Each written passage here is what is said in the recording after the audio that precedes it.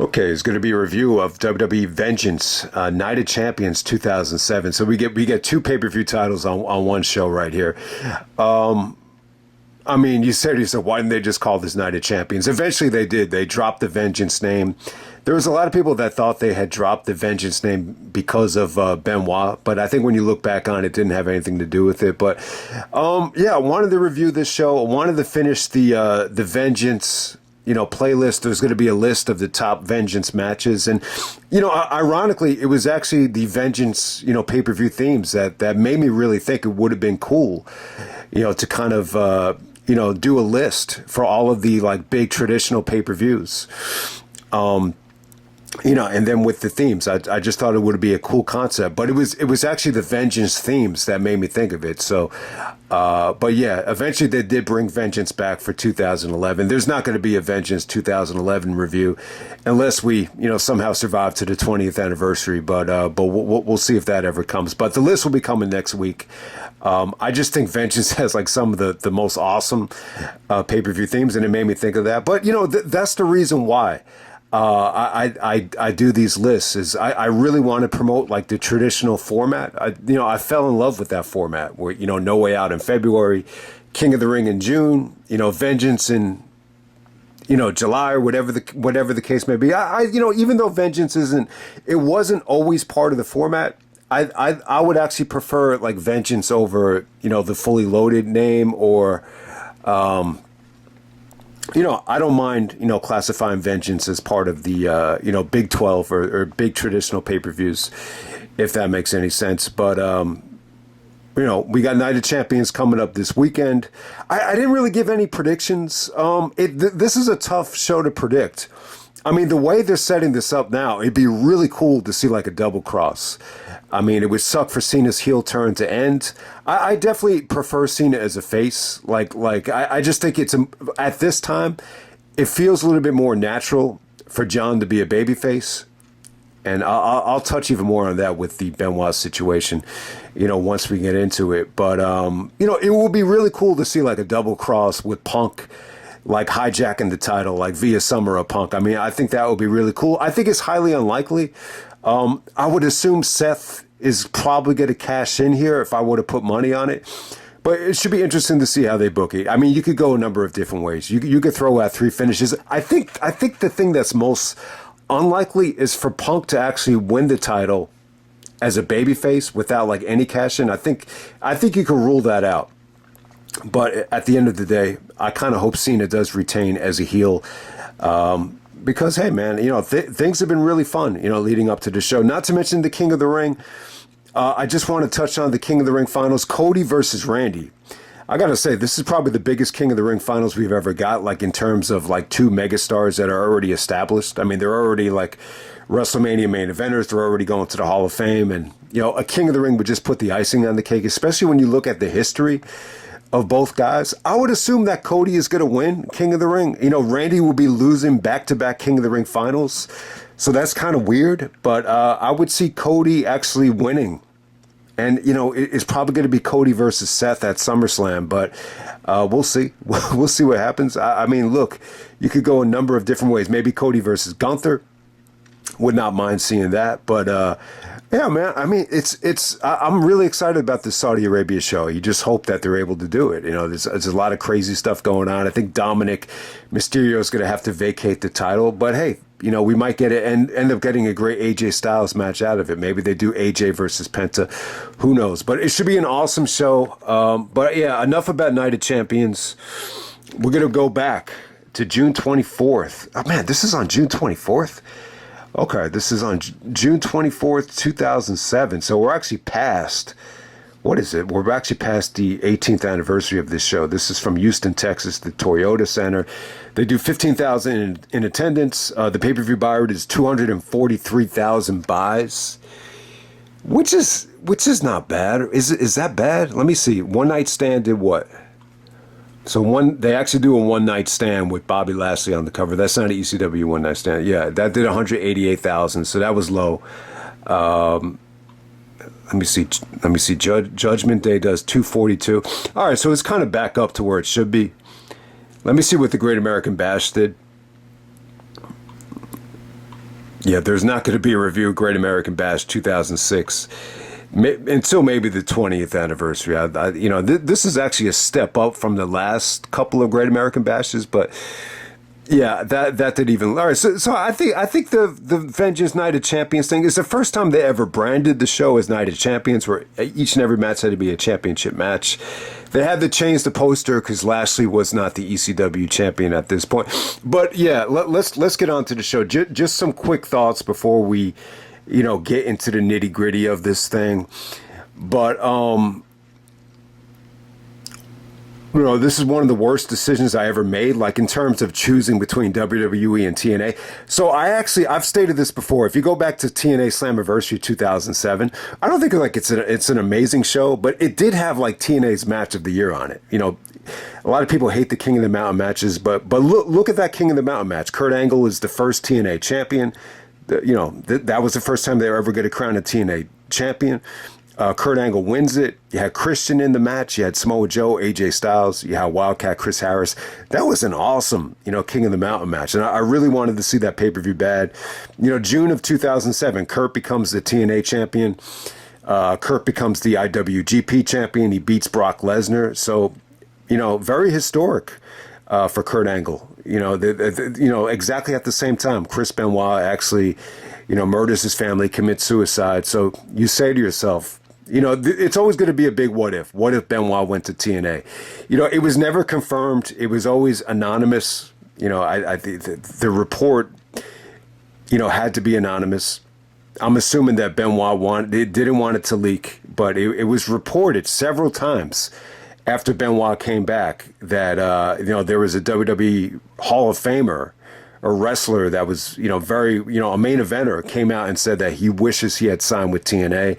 I don't know if that would have solved every single problem. I really don't. But, I think Kurt going to TNA, I don't want to say it saved his life, but, it didn't really solve all the problems that Kurt had. But, that whole idea of Angle being on a death watch, I think it kind of solved that problem, at least for the short term. So I did want to make that point. But yeah, I mean, look, this is one of the biggest mistakes I ever made. So I really wanted to order this pay-per-view, man.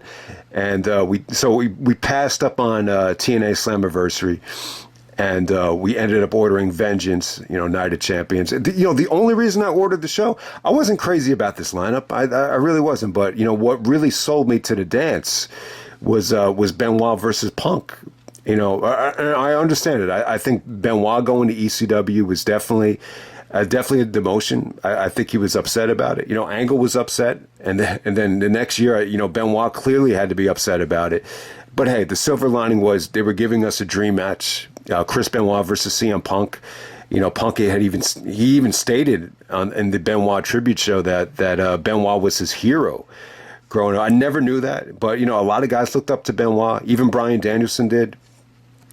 Obviously a lot of guys respected Benoit. So, you're going to get this Punk and Benoit dream match for the ECW title. And then it had to be one of the biggest disappointments ever. And, it's funny, when you watch it back on DVD here, they had to edit out everything. I think in the original airing, Taz and Joey Styles went out of their way to explain that Benoit had a family emergency. But, when they edit this back on DVD, they're not allowed to mention Benoit's name.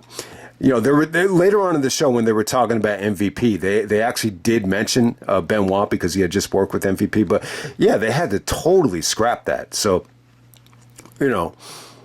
bottom line is, I had just started watching Ring of Honor. I started watching like a lot of like older Punk stuff, Joe versus Punk 2. So I was really hyped, for this match. I think Benoit's last match was actually against Elijah Burke, and then him and Benoit had the big confrontation. So, they traveled together. Benoit even had his son actually do the CM Punk, taping up his wrist with the straight edge, symbols. And, they had traveled together, spent some time together. So it wasn't like they didn't know each other, but, obviously it came out that Punk, when they asked him about the Vince McMahon, allegations, he even kind of compared it to the Benoit situation where he just said, it was tough at first. There was no indication that anything like that would have ever happened. But when he looks back on it, he could say, yeah, fuck him. I could see that. But I think at the time, I don't think Benoit was in a great state of mind. You could probably notice, like if you look at a Benoit match in 2007, he probably looks a little bit more evil, like than he did like in the year 2001, for example. But it's a tough thing to get into. But I've never been like more disappointed in my life. Obviously, in terms of like watching wrestling. And I think that's one of the great things about Cena being a babyface for so long. I know some people have negative feelings on Cena in terms of him being selfish and everything like that. But one of the great things about Cena's face turn is I felt like it was something that we could always, he was always someone that you could look up to. Someone that would never let you down. I think he even told Vince, he's like, if you give me a chance, I'll never let you down. So things like that, I think it really, stuck with people over the years. So I think that was one of the cool things about it. There's so many people, and, Benoit included, and I know this is a heavy situation to even talk about. But, personally for me, like I'm not even going to mention anybody's name here, but,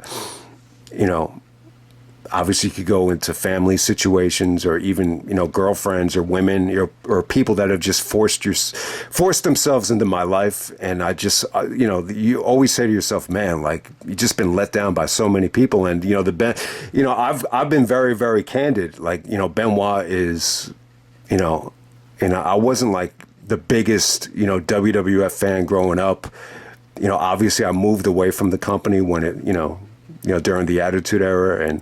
But Benoit is really one of the guys, along with Kurt Angle and, guys like Rob Van Dam and Jericho, that really brought me back to the dance. I just felt like he had such a competitive drive. He just reminded me of just, a world-class, like, athlete. I mean, there's just something, about him. He was just such a great wrestler. So,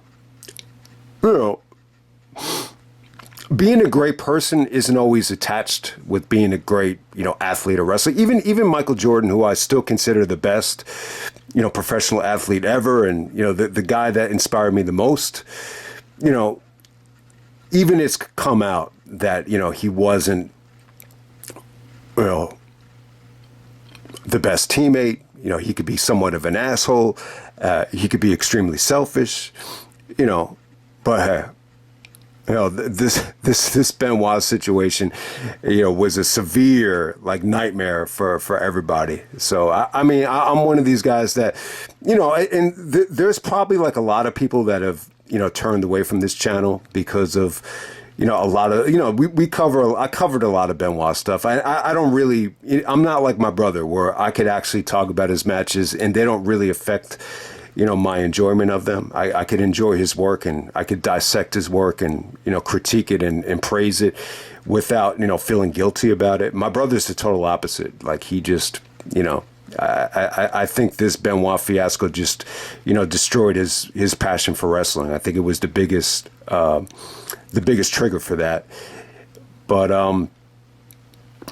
look, there's been people that, I think used to watch my channel or used to enjoy it and that have moved away from it. If I ever see someone that, still is active on YouTube and they've totally kind of, gave up on me, I think the first thing that would really kind of go through my mind is, it's probably maybe too much, praise for Benoit. The second thing would be, all right, maybe it's just maybe a little bit too much oversaturation because I actually love this. I really do. I love watching wrestling and commenting on it. I think everybody, we go through phases where it definitely gets a little bit monotonous and, you're always going to run into those shows, like even the last Money in the Bank where, it feels like we have to force ourselves to get through it. But hey, I think with Benoit, I'm one of these guys that I think you can, come out clean and just say like he's still the best. Like I think he was still is better than anybody. But that doesn't mean I think if it ever gets to the point where like the Paul Heyman thing where you could kind of shout out at a show or Benoit was my boy, that's a little bit too far because when you go in that direction, it's almost like you're disrespecting, what happened to his wife and his son, or if you do a situation where you go to a wrestling show and say I'm a Chris Benoit guy, and you got like someone like Mick Foley that sees it, Foley was talking about that story. I think that's going a little bit too far. Is it going too far to wear a Chris Benoit shirt? The crossface shirt that he wore at King of the Ring 2001. I think, man, that's a little bit weird. I've actually wore Benoit shirts on YouTube. You could even find it. I think there was if you go back to November 2009, there was like a WWE show, a TNA show, and a Dragon Gate show, and I was previewing all shows. And I wore a Chris Benoit sweatshirt, the For Real hoodie. And someone actually commented, evil hoodie. I think that's okay. I don't think that's crossing the line. I really don't. But yeah, man, I've never been more disappointed. I've never, when Benoit did not come out, I think you knew something was wrong because he always had a reputation of being a stand-up guy, for being passionate about the business. I think, a lot of the initial interpretations of, why he didn't show up, you heard everything. You heard I think they stated it's a family emergency. And then on YouTube the next day, I remember Crazy Mike saying, this must have been like carbon monoxide poisoning, a whole bunch of crazy shit. But when I came home that night, it's a weird night. I was actually at running the basketball league at the time. I can't remember if I was coaching or just, making sure that the referees, had all the equipment running, whatever the case may be. But I remember getting home that night and it was weird. Like the pay-per-view party crew was there. And the first thing my brother told me was, Benoit died. And, the first thing I thought of was, the first person I thought of was Eddie Guerrero. I said to myself, wow, not again. I said, they got to be related. I started crying at first. Then you had the whole Benoit tribute show. You're watching, WCW Benoit matches. Oh, it was just all. And then the next day, I mean, the more and more you got closer, to the internet, the more and more you knew like exactly what the fuck happened there. So you start putting the pieces of the puzzle together. And obviously when it came out that it was a murder-suicide, it does not get any worse than having your favorite wrestler of all time just, destroy his legacy like this. So, but yeah, man, we're going to get right down to it. The first match of the night for the tag team championships, we have Lance Cade and Trevor Murdoch defending the tag team championships against Matt and Jeff. Okay, I think this was pretty damn good. Cade and Murdoch, old school. They're very strategic. They actually get the pinfall here on Jeff Hardy while Matt Hardy's just kind of arguing with the referee. It's actually a clean finish, for heels here. But I think at the time, I think the Hardy party was kind of over. I think they wanted Matt to go after MVP and the U.S. title on SmackDown, and then I think Jeff actually started feuding with Umaga, to finally set the tone for his singles push. So, yeah, definitely one of the better matches of the night. I don't think the show was awful looking back on it, but I think because of what happened with Benoit not showing up, I just think it puts it into that realm of one of the worst pay-per-views ever. Next up, we have Chavo taking on Jimmy Wang Yang for the Cruiserweight Championship. I gotta say, good stuff here. All right, so, Chavo Guerrero is a key piece of the puzzle. The only guy I believe Benoit was in contact with was Chavo. I think he even, talked to him and said, Chavo, I love you. And Chavo just thought it was weird. He just thought, that was weird. And then he left all these text messages about, my address is this, the dogs are in the driveway or whatever. So it was a really weird situation. Obviously, because Eddie is gone, Chavo, is probably the closest guy out of anybody on this show to Benoit. So yeah, I would definitely, look, Chavo had nothing to do with it. Chavo didn't know much, in terms of what was going on. It's just the only guy that was in contact with Benoit was Chavo.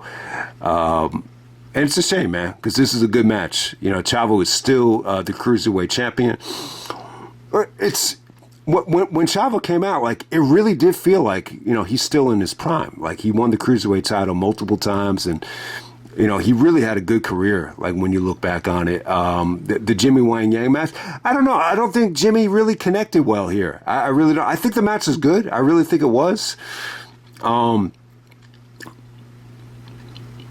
Some of the sunset flips and the reversals were just really, really well laid out. Jimmy goes for he turns his back to Chavo. He does that big moonsault, and then Chavo takes advantage of it. But it's good stuff. I got to say, this is one of the better matches of the night, and it just really makes you appreciate the longevity that Chavo had, especially as Cruiserweight champion.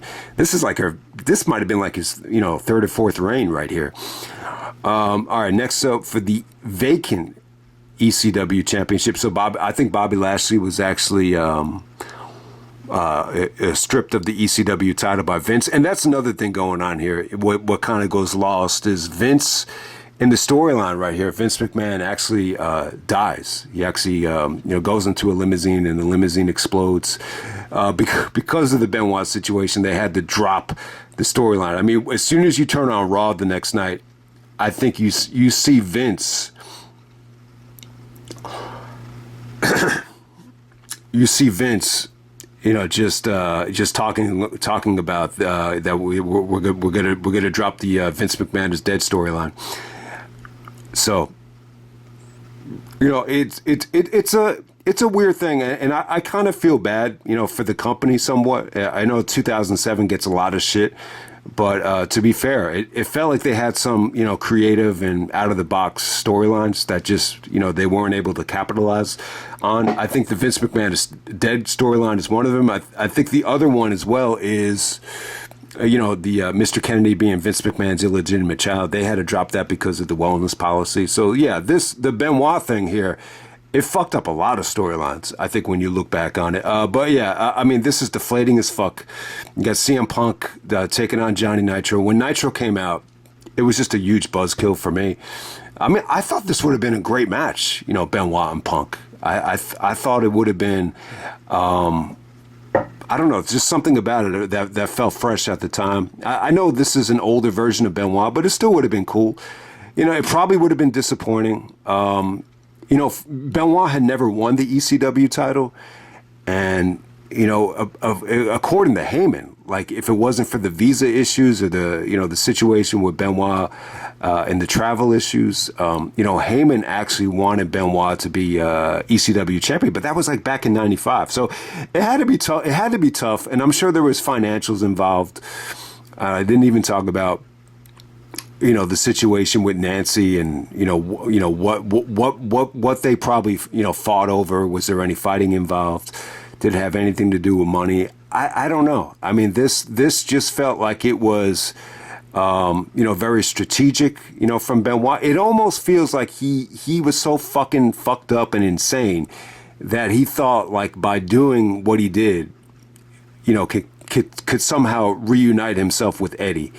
That's how it kind of came off to me. It's very different, than the OJ situation. But yeah, I mean,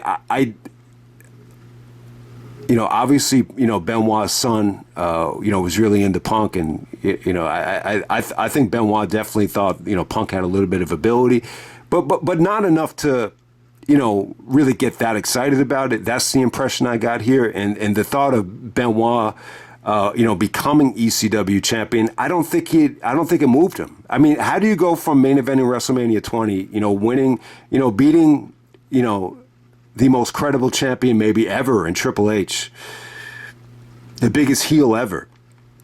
How do you go from that to actually thinking that the ECW title, is acceptable?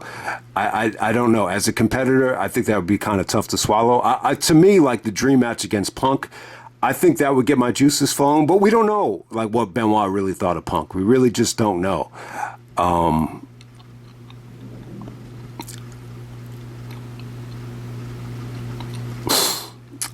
But hey, on to the match with Nitro versus Punk. Really underwhelming. I don't think these guys ever really clicked. Eventually they did.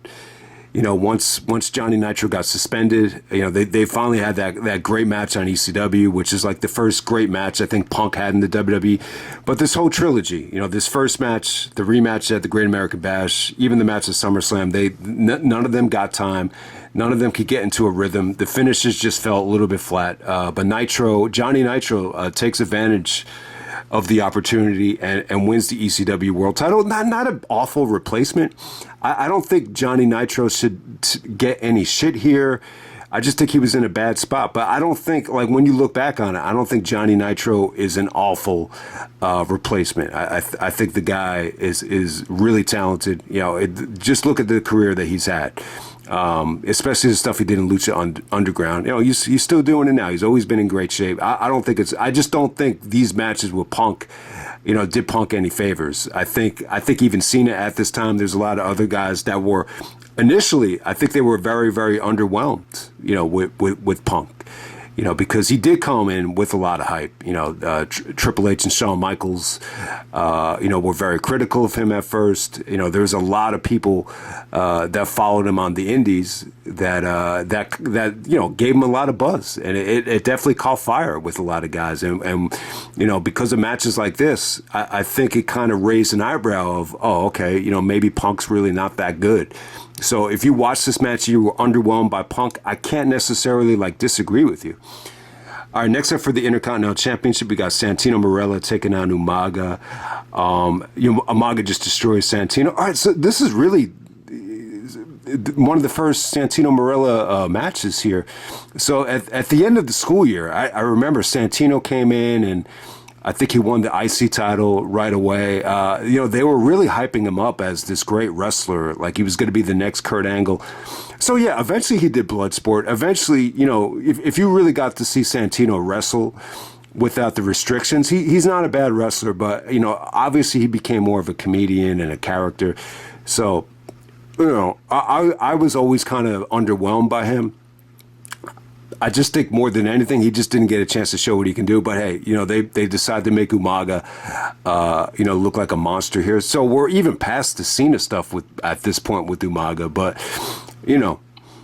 Umaga and Jeff Hardy was definitely some good stuff. I remember that stuff being good. So you want to get Umaga ready for that. And then next up we have MVP, taking on the Nature Boy Ric Flair for the United States Championship. You actually have so they have, It's what's really weird about this pay-per-view too, and it's a shame. You have all these legends in the crowd that were former champions, whether it's Rick the Model Martel, who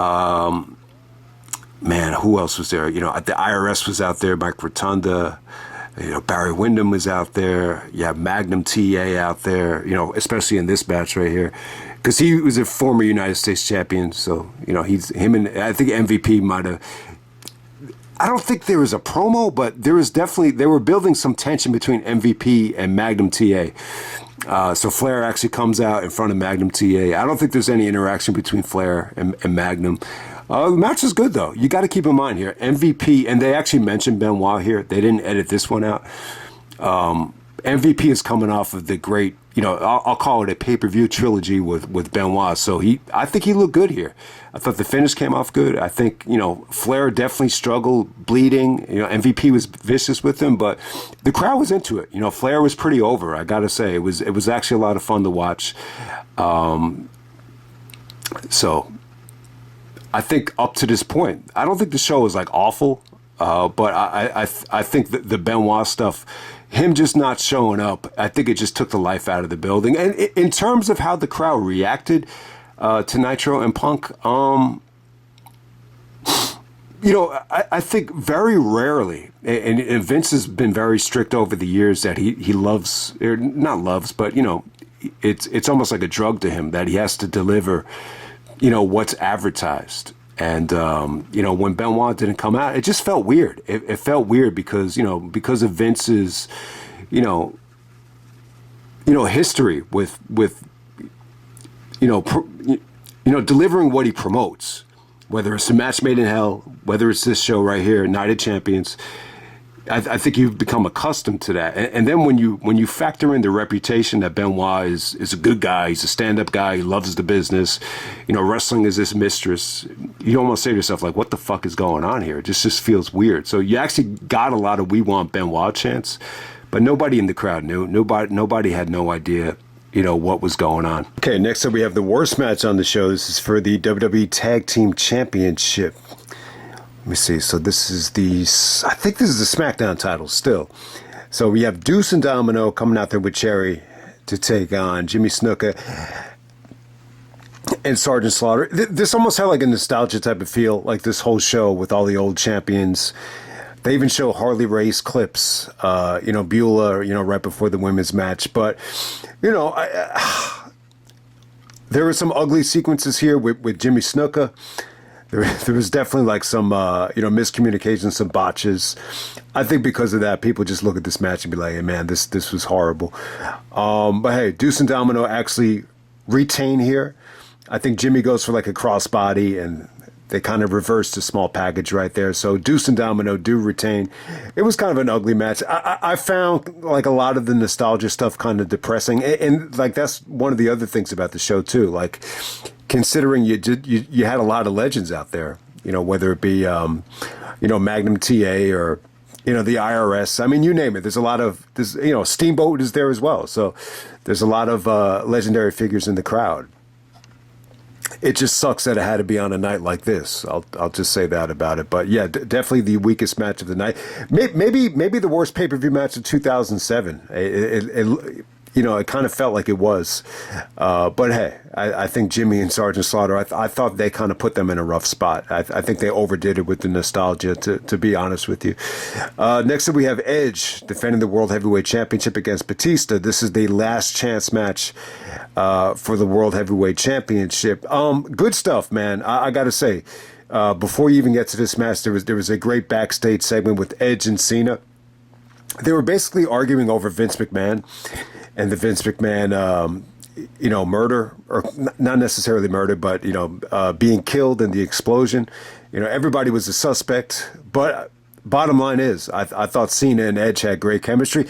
It almost made you like want to go back to Cena and Edge around this time. I think Edge is really hitting his absolute prime. And so is Cena. So, but hey, on to Edge and Batista. It's well documented here. I think I said this at Judgment Day. I mean, definitely, I think there was a burnout factor with Batista being champion. But hey, they didn't want to have him be a heel, so they just decided the best way to keep things interesting is to have Batista chase Edge for the championship, and then you have Edge kind of squeezing out these heelish victories at Judgment Day, and then they had a steel cage match at Extreme Rules where Edge, finds a way. So this is Batista's last chance right here. They actually have the theme actually playing in the video package here. But, this is one of those pay-per-view themes I don't think is really going to catch on well. I can't see anybody, like, going back to this show on DVD, like, once it came out. Like, it just wasn't one of those shows. I think this is a show you only need to watch once. So I was really late to the party on the DVD. I think I bought the DVD, like, at High Spots, like in 2015, when I just placed a huge order, just to kind of, get everything I needed for the pay-per-view rewinds. But yeah, I don't think I even I was in no rush to buy this DVD in 2007. Trust me. I think I had it dubbed onto a DVD minus R, maybe. I can't even remember. But yeah, this is a theme that I think was a little bit forgettable. If you enjoyed the theme, that's fine. But Edge and Batista, man, I thought the match was good. I thought this was match of the night. The fans kind of turned on Batista here. I mean, they really did. He definitely got a lot of boos. I just think the fans were kind of burned out from him. I always felt like this. Like, once Batista went to SmackDown, I felt like he was always, hogging the championship picture. And it just got, even when he wasn't champion, it just got a little stale. And I think Edge definitely had like a cool factor about him. The match was good. I mean, it was fluid. There's a lot of nice, like, small packages here. The crowd is just into everything. Edge actually gets disqualified. He hits Batista with a low blow, once he realized he couldn't beat him. as soon as that happened, I said to myself, hold on a minute, player. I just knew Teddy Long was going to come out, and it was cool. It really kind of made me appreciate Teddy Long, just the longevity and, how good he was at GM. Holla, holla, holla, player, player, player.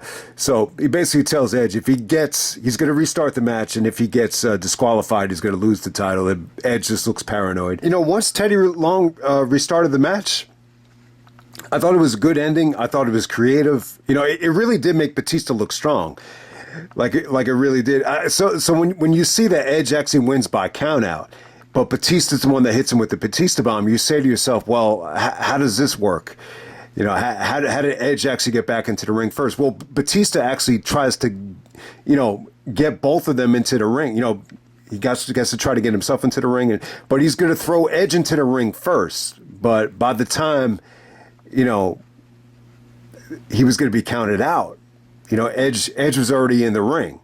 So Edge actually retains by count. It's a pretty unique finish. It really is. I mean, look, if you're trying to pin somebody, you have to get them back in the ring. But you just got to make sure you give yourself enough time to get back into the ring. So I think it's a good finish. I thought everything here was good. Good atmosphere.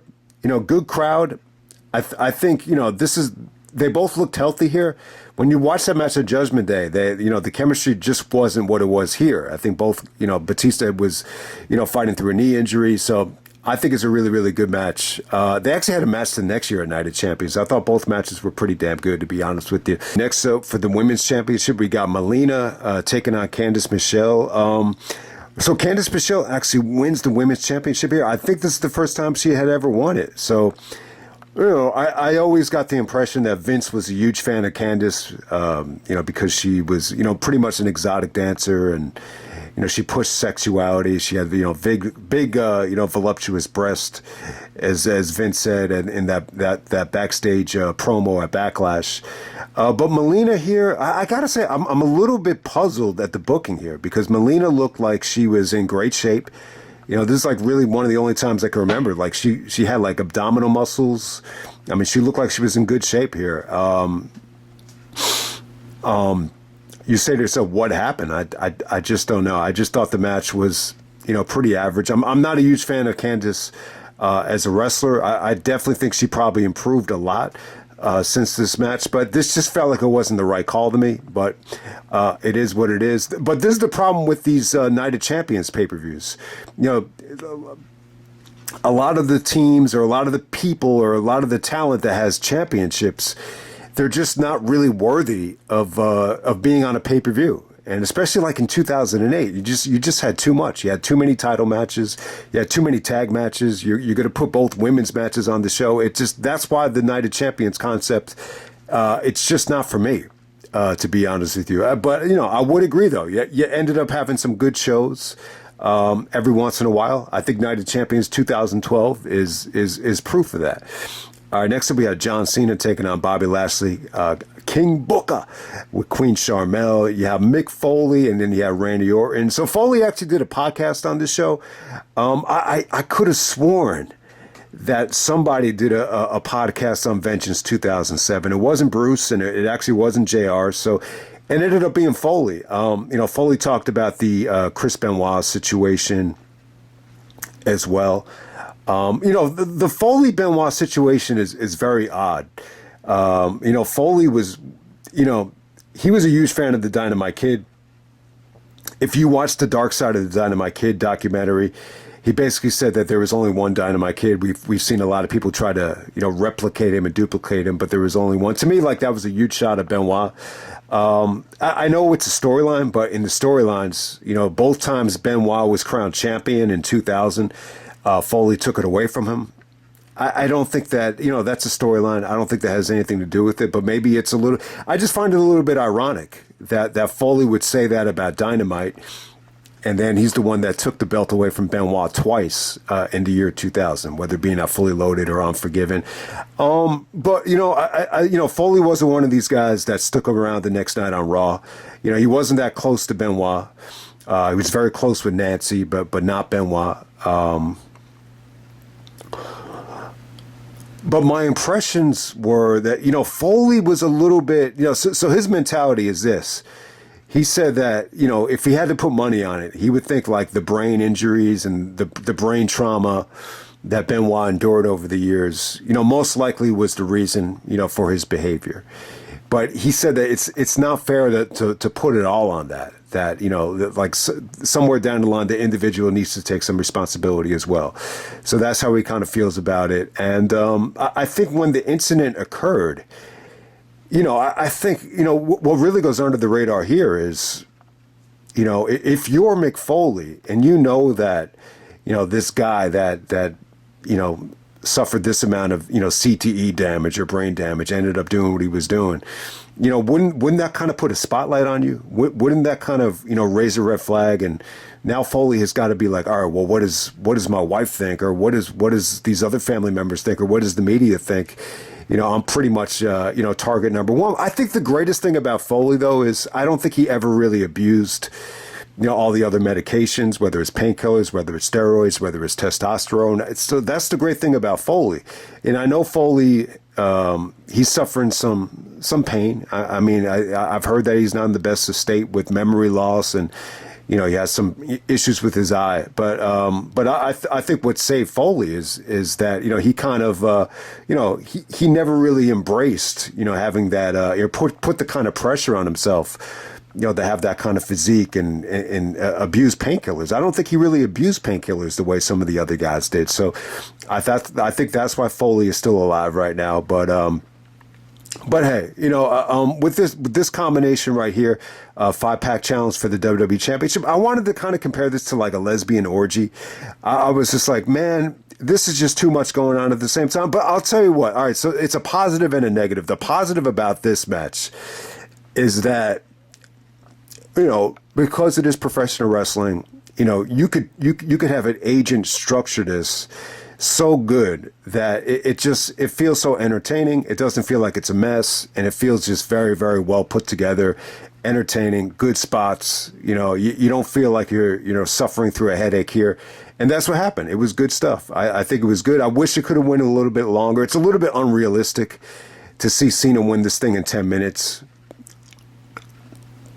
Once again, you're kind of stacking the odds against Cena with all these ex-champions. You almost forget that Randy Orton, he's only a one-time champion at this time. So I almost forgot that Randy was in this match. Foley actually gets pinned by Cena in the FU. So what goes under the radar here is that Foley actually puts over Randy Orton at Backlash, and then John Cena here at Vengeance Night of Champions. So I think that kind of goes under the radar. You actually had a Foley-Randy Orton promo, which was really, really good. I really enjoyed that. They still had that hatred, in the tone of their voices there. So I thought that was good. Cena and Lashley, they kind of tried to do the Ultimate Warrior Hogan thing with the face-to-face and the stare down and everything. Cena actually pushed Lashley through a table. Randy hit some nice interceptions with the RKO on Cena. So there's actually a super kick here where Booker T actually, I think he gives Foley a concussion. There's even some unprotected chair shots that Cena took here, I think from Randy Orton. So they tried to make Randy a little bit of a badass here, but I think it definitely had potential. I think 5 is just too many. It was definitely well structured, but at the same time, the believability factor, it's just really not there for me. And at the time, after Cena won this thing, they went to a shot of this guy in the crowd. He was like, Bill and Doug's age. It seemed like one of those guys, older fan that's just very, very frustrated with the WWE. He just had this look on his face like Cena, again, you got to be kidding me. Like that's the kind of feeling that it had right there. But I don't really have much to say about it. I think it's a forgettable I think it's good. I just think it's kind of a forgettable main event. I think the main event is good. I think Edge versus Batista is Edge and Batista is a really, really good main event. A really good match. I think it's a strong match. So match of the night, to me, if I had to pick one, I think it's Edge versus Batista.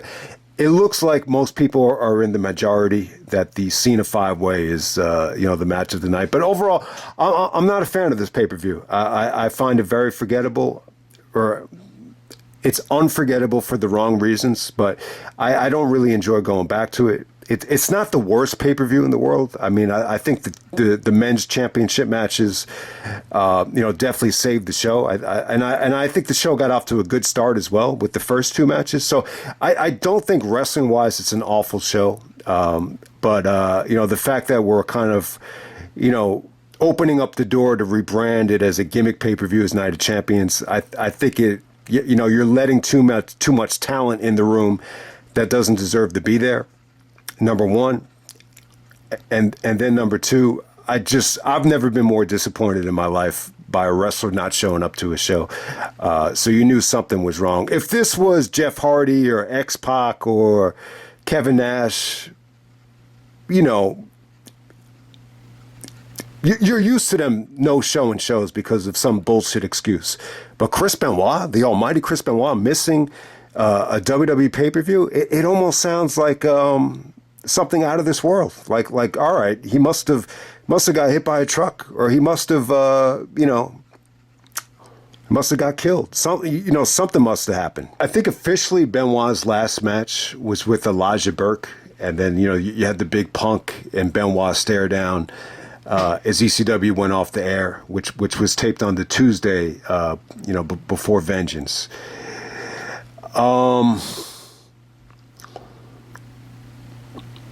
We can only speculate, exactly what happened. I think, what everybody would love to have happen is if, we could find out one of these days if, Benoit was really murdered. But the truth is, that's not reality. So there's a lot of weird stuff going on. I think leading up to that weekend, the number one, Benoit started drinking. He had stated that he was not a drinker.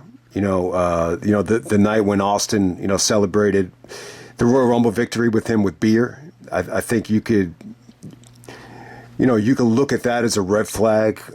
There was a report that he went to a doctor and shot himself up with testosterone. When he went to a doctor, and I believe Rey Mysterio was going to the same doctor as well. So, that was a little bit, deflating to hear. And I think it's important to remember that, the incidents happened over a span of 3 different days.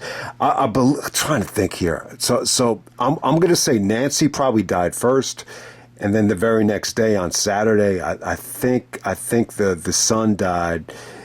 And then Benoit committed suicide on that Sunday, and there was a lot of beer bottles. There was like religious, books, in the area when the killings took place. So, I really believe that. All right, so I think when you look back on it now, I think this was definitely strategic. I think this was planned. I would just say this. I definitely think it had a lot to do with CTE and the combination of CTE along with, depression of like losing, some of your best friends. And let's remember, Benoit did not take losses very well, whether it's Owen Hart, whether it's Eddie Guerrero. It almost felt like he actually believed that there's another world where he could actually unite and connect with Eddie. And this is why I feel like religion can be very, very dangerous, because there are, very religious people, like Eddie Guerrero that probably, do think that that's, a reality. Could he have been so, traumatized or so mentally, paranoid that he could actually believe that? So that's number one.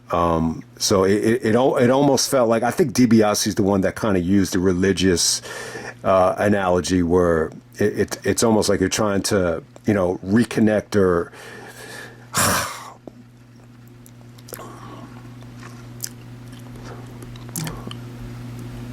that situation there is just, I'm not going to say it's far-fetched. I think that's what actually happened. That Benoit is actually trying to, he's in so much agony. He's so mentally, fucked up that he actually believes that he could actually reconnect with Eddie in another life. I think that's true. And I mean, was there any Does this have anything to do with ECW? You know, being demoted. You know, the company is clearly, you know, moving away from great wrestlers. You know, Kurt Angle goes to TNA. You know, Eddie's not there anymore. You know, Benoit's being demoted to ECW. They're clearly building the company around Cena and merchandise sellers. They're clearly, you know, trying to target, you know, kids as the demographic, while the great wrestlers are being, you know, demoted to TNA or ECW. So, you know, does that have anything to do with it? Is Benoit bringing in less money? Was some of the fighting about money? Was some of the fighting about, you know, Daniel and whatever, you know, disabilities he had? I believe he was autistic. So I think that's another, you know, possibility right there. But, you know, I think the bottom line is, you know,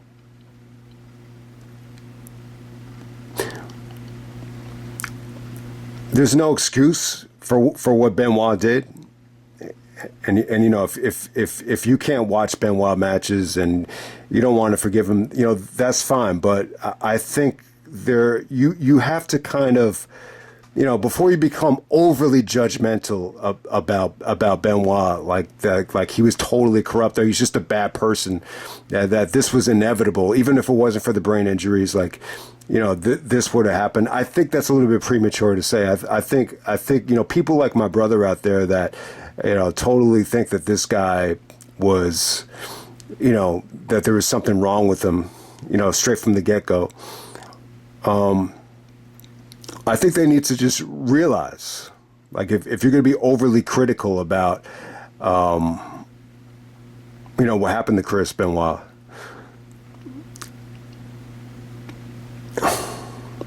it's tough to do that if you haven't experienced what he went through. I mean, what this guy put himself through was, you know, unlike anybody else. I think, you know, the Dynamite Kid stuff was definitely, you know, it was definitely the wrong person to emulate, for as good as Dynamite Kid was. I mean, when you think about, you know, the flying headbutt and the moveset and, you know, what happened to Dynamite and then what happened to Chris Benoit, and it almost makes you just appreciate, you know, Davey Richards being as smart as he is, just to kind of, you know, understand, you know, those two guys are in a wheelchair. One of them is dead. You know, I don't want to end up like those guys. So I think that's number one. And number two, I think because of the way, you know, the business was back then, you know, it was definitely like a big man's industry. Someone like Benoit just had to work like 10 times harder than anybody. It's almost like a situation where, you know, back in the day, where if you were black and you were thrown into like a predominantly white environment, it's almost like the guy that's black had to work, you know, that much harder just to, you know, erase a lot of the stereotypes and just prove his worth. It's almost like that type of thing where Benoit was like a smaller guy in a big man's world, and he had to, you know, go above and beyond and have the best matches and, you know, have the best physique and you know, put his body on the line. And let's face it, like, even if you take away the flying headbutt, you know, Benoit busted his ass in the ring. He took incredible bumps, you know, torpedoes into steel chairs, flying off of ladders, German suplexes. I mean, this guy, you know, put his body through everything. So if you're one of these people out there, like my brother, that, you know, wanted to get into wrestling and never did get into wrestling, and you want to be that critical about, you know, Benoit as a human being and that judgmental about him, I don't think it's fair, though, because if you're one of these people that, or one of these wrestlers like a Dean Malenko that kind of went through that same journey as Benoit, then I think that opinion is a little bit more, you know, credible. And yeah, I mean, I think that's a good one too, because, you know, Malenko, you know, was one of these guys that was a little bit, you know, judgmental of Benoit's like demeanor, like away from the ring. It was very quiet. You know, there was, you know, he would be very, very shy at times and just, you know, shut down at times. So it almost seemed like it didn't surprise him. And it almost seemed like it didn't surprise people like William Regal. But then there's another side to it too, where, you know, Benoit had a reputation of just being like a really, really nice guy, like a stand-up guy. He was very emotional. I think he was probably too emotional. Maybe he got too attached to Eddie.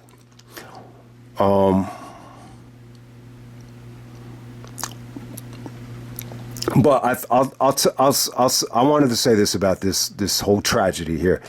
I think it's probably, one of the best things that ever happened to wrestling, because it was a huge problem. I think when you look at the wellness policy and how many people were abusing, whatever the wellness policy, whatever was involved there. Sometimes it could be steroids, it could be HGH, it could be, narcotics, whatever the case may be. I think it's a good thing that, you're forced to kind of implement this.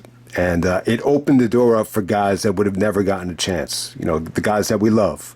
I don't even have to name names. So I think that's the good that came from it. It really forced professional wrestling to clean up his act. And you didn't have guys that felt the kind of pressure like a guy like Eddie Guerrero had.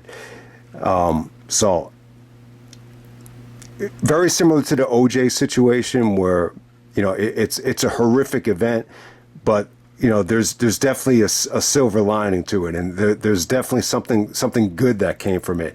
And the good is,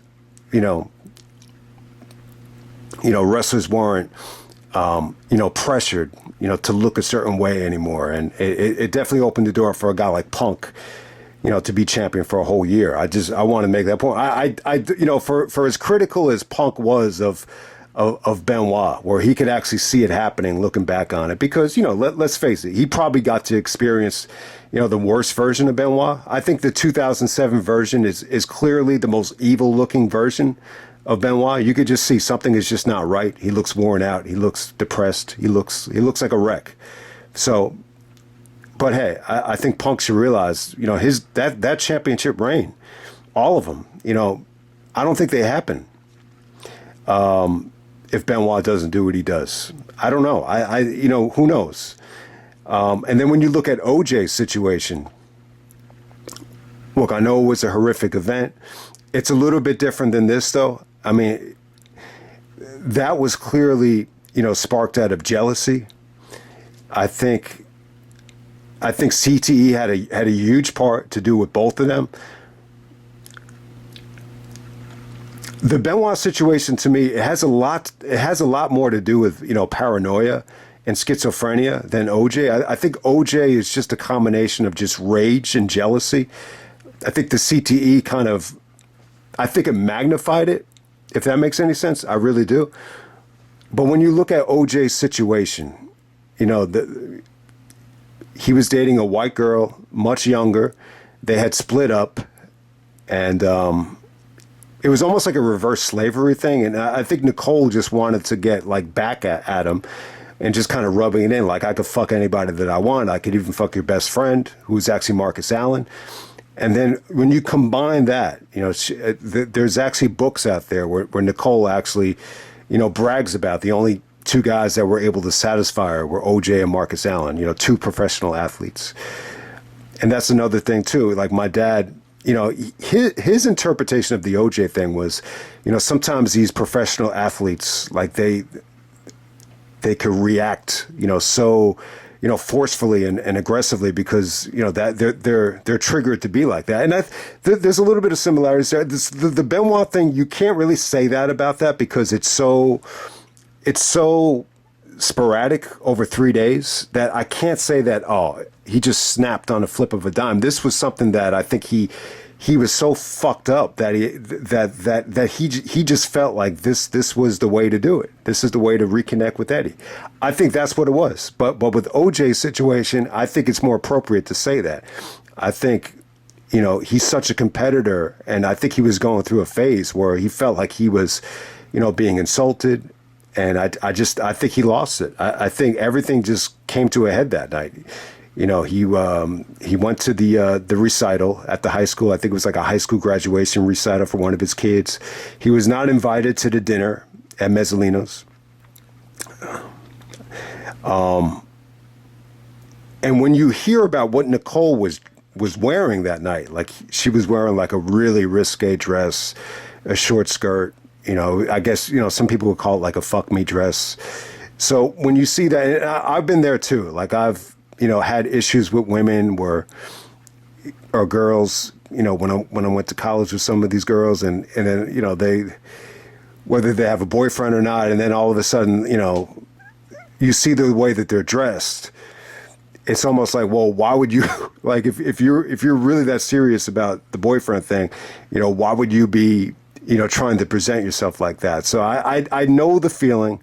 I definitely know that feeling, and I think that's the most underrated thing about the OJ thing is just the way that he felt. When you combine the way Nicole looked with what she was doing with other guys, it just and the feeling of rejection with OJ at that stage where he kind of feels the age finally getting to him by the way that he was looking and everything. I think that's what did him in. And I think the Goldman situation, I just think that's a case of wrong place, wrong time. I really think it was. From my recollection, the guy was gay. So apparently he was gay. He was trying to open up a restaurant. We definitely not going to get into the drug thing here. But that's what a lot of people would like to believe, that it was a drug bust or a Colombian necktie thing. But if Ron was just there to kind of as a friend, bring over the mother's glasses, OJ was in the midst of killing Nicole, and Ron Goldman tried to kind of make the save. And OJ was already in a state of rage, and the guy just they both ended up getting killed. So I think that's a totally different thing. But I think they're both CTE related. I think the CTE, contributes to Benoit actually being that, schizophrenic or that mentally fucked up. And I think with OJ, the CTE really contributed, to that type of, rage. I think if he was just a regular guy, I think he would have enough sense. Like, I'm not going to throw this all away. I might not have Nicole, but look, I'm still OJ Simpson. I can still make movies. I can still make commercials. I can still, do the Hertz thing, do the Naked Gun thing, and I'll be fine. But once you're that fucking, once all those cells start crumbling in your brain, I just think everything just becomes like magnified. It's really weird. The head is really fucking scary, man. I've never played football before. I've never taken a bump before, and I still get really, bad headaches, and they just make you want to go crazy. And this is someone that has never, taken a bump or never went helmet to helmet with anybody. OJ, as a running back at that time in the 60s and 70s, it was suicide.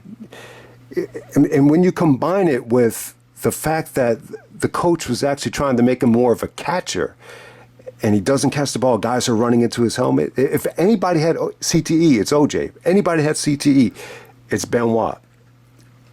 Look, it doesn't excuse it, but it doesn't excuse what they did. But hey, look, I think the benefit of what Benoit did is I think it opened the door up, for a much healthier industry. You got guys like Daniel Bryan and Punk, being able to cash in. No pun intended. And then with OJ, it's historic because if that doesn't, the great thing about, that happening to OJ, he's really a black person that, did not embrace being black, he dated a younger white woman, married a younger white woman, wanted to present this image that he was above his community and everything. But it's just ironic and it's funny because of what happened to OJ, though,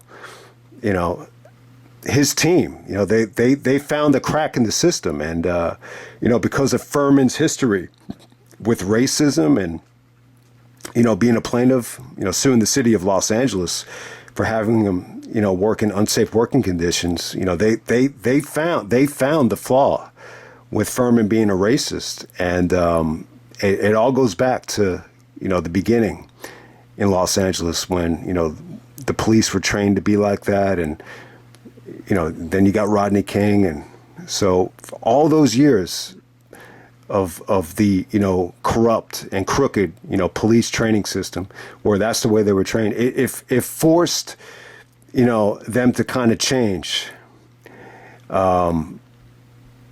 how they conducted business, and that's a good thing. I mean, it definitely is. I think people look back at the OJ thing like, oh, it was very polarizing. It was white against black, but still, the most important thing to come from that thing is that the way police were trained in Los Angeles at that time, they had to change, which is a good thing. So I don't even know how much of this I want to even upload, but we're going to end it right there. That's Vengeance 2007. Hey, look, man, I'm a huge Benoit fan. I can still watch his work. I still think he's the best. Do I feel like he let me down as like a fan? Not really. I'm not going to say that. I'll just say this to end the video. Look, I didn't go through what Benoit went through, so I'm not going to blame him for what he did. I think anybody that had to go through what Benoit went through was going to be on borrowed time. Benoit didn't even make it to the HD era. I mean, it's crazy, but he was an incredible professional wrestler. He was almost too intense, and he was very emotional as well. Do I miss him? I can't really say that I miss him. I mean, look, he didn't really have much time left. I mean, he was really getting up there, and with the way he abused his body, I don't know if he had much time left. But he was an incredible wrestler, though. I mean, he was. I mean, to me, he's the best of the best. I mean, there might be guys that are right there with him, but I can't say that anybody was better than him. And I just feel bad. And give credit to Jericho, too. I think Jericho has done a better job out of anybody of really trying to not save his legacy, but really try to tell the story the way it should be told. And especially what he did for Daniel Benoit, too. I thought that was great, kind of, reconnecting the families. I think Jericho is a good person. Deep down inside, everybody has their flaws. We've seen that with Jericho too. So give Jericho credit, and I feel bad for Angle too. I think Benoit's best opponents, Angle and Jericho, it's kind of hurt them. It's kind of hurt their legacy. But it really does feel like both of those guys just really truly know like how great Benoit was, and It almost feels like to them like it just wasn't the same guy. That's just not the right guy.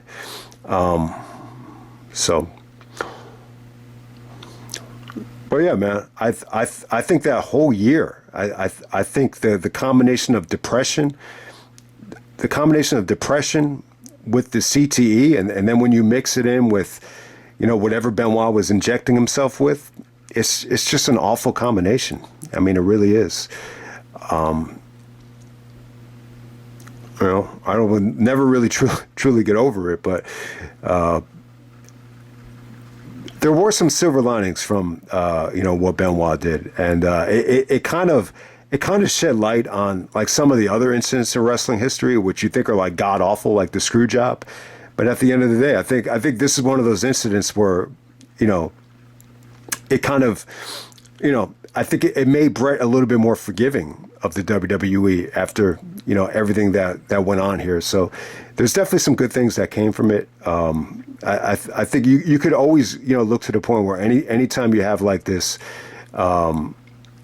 this catastrophic tragedy or this really, really bad incident, like sometimes these things need to happen to kind of address whatever problems there are. Just like Benoit and just like OJ. I mean, with Benoit, the problems are the professional wrestling industry, the standard was, to look like Hulk Hogan or look like the Ultimate Warrior and be 300 pounds, and the little guys got to kill each other. So that, this incident could implement the wellness policy, which could solve that problem. With OJ, it's a celebrity that committed a murder. But the flaw was, in order to get OJ a free man, we need to play the race card, and we need to look at this guy's history of racism and hold the city of Los Angeles accountable for their racist, police training acts. So you try to solve that problem or magnify that problem to try to, make things better. And both incidents, I feel like, made the world a better place, no matter how you look at it. So that's the review. Vengeance 2007 Night of Champions, and I'm out.